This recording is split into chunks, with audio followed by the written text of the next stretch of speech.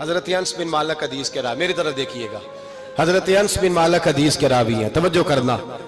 کہتے ہیں ایک بی بی حضور کے پاس آئی، اپنا علاقہ چھوڑ آئی، آ کے کھڑی ہوئی تو اس نے کہا حضور میں خاندان بھی چھوڑ آئی ہوں، سسرال بھی، میکا بھی، ننیال بھی، ددیال بھی، میں ہر ایک کو چھوڑ آئی ہوں، میں جائیداد والی تھی وہ بھی چھوڑ آئی ہوں، مال دولت بھی چھوڑ، ایک میرا بیٹا تھا جوان وہ میں ساتھ لائی ہوں۔ سونیا یہ آپ کی نوکری کرے گا اور میں حضرت فاطمہ کی ڈیوٹی کروں گی، میں حضرت عائشہ کے برتن دھویا کروں گی، میں بھی نوکری کروں گی، حاضر ہیں۔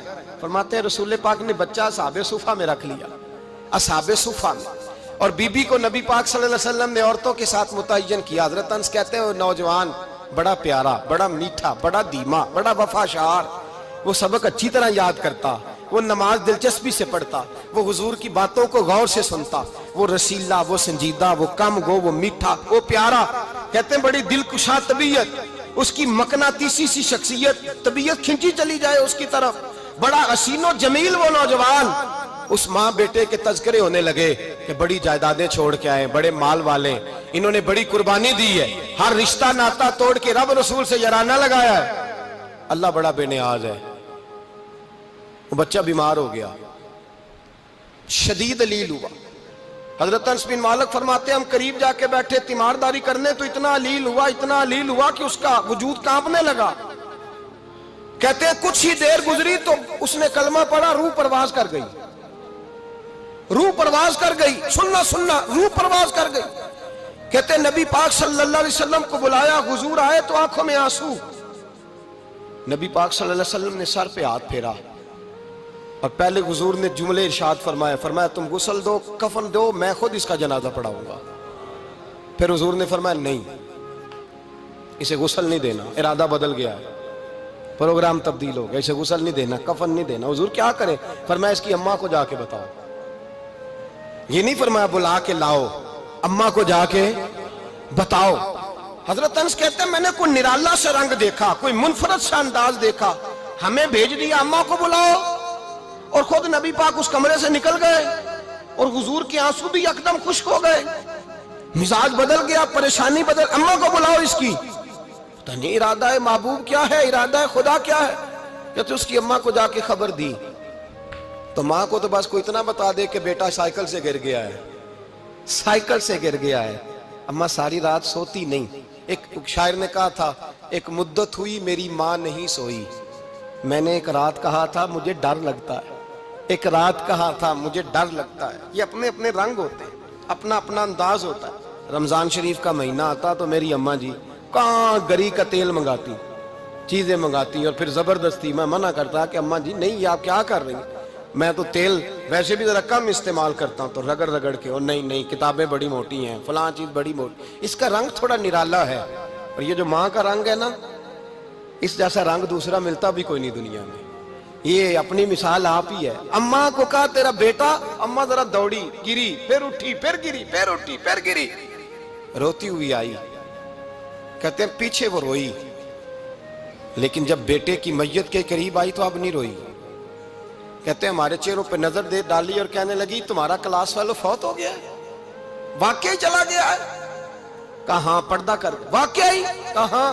کہتے ہیں اماں نا زمین پہ بیٹھی اور پہلے اس نے بیٹے کے پیر اٹھا کے چومے، پھر سینے پہ رکھے، پھر وہاں سے اٹھی اور ادھر آئی، سر سجدے میں رکھا اور دونوں ہاتھ اٹھا کے کہنے لگی اے اللہ میں دولت کے لیے ایمان نہیں لائی تھی، اے اللہ میں جائیدادوں کے لیے کلمہ نہیں پڑھا تھا، مولا میں تیری بارگاہ میں آئی تھی تو میں تیرے اور تیرے رسول کو مان کر آئی تھی، خدا بندہ میں نے میکے چھوڑ دیے، سسرال چھوڑ دیا، ننیال چھوڑ دیے، ددیال، وہ دشمن تھے سارے دین کے، چھوڑ کے آئی، میں نے آرزوؤں کا بڑا مکان بھی چھوڑا، خدا بندہ بیٹے نے جانا تھا، مجھے شکوہ کوئی نہیں، لیکن خدا بندہ اب میرے سارے کہیں گے تو نے کلمہ پڑھا تھا تو تیرا بیٹا ہی چلا گیا، اے اللہ کی اگر نے دل مسلم کی دل جوئی نہیں، تانا دیں گے بت کے مسلم کا خدا کوئی نہیں، اے اللہ میرا یقین کہتا ہے کہ اگر تو مارنے پہ قادر ہے تو زندگی دینے پہ بھی قادر ہے، خدا